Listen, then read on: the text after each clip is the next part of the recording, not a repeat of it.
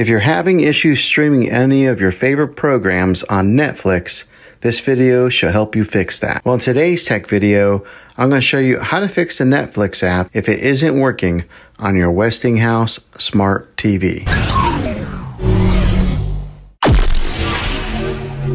Let's see if we can fix your problems and get your Netflix back up and running as quickly as possible. The first one, it's the easiest one to try, and that is to unplug your TV from the wall outlet and wait 60 seconds. Now don't be impatient here.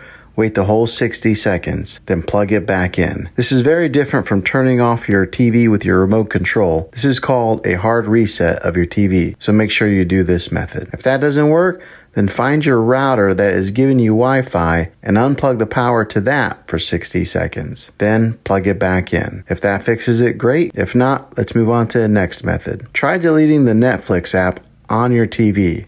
Go to wherever the apps are located on your system and remove the app altogether. Then reinstall the Netflix app again. After you reinstall it, you might have to log back in with all of your credentials, but hopefully this will work. And if that doesn't work, I recommend buying an affordable Roku stick or Apple TV 4K or an Amazon Fire Stick and use that as your main streaming player. You'll be able to access Netflix and any of those systems. I'll put links in the description down below of where you can get one. Well, hopefully this video was helpful.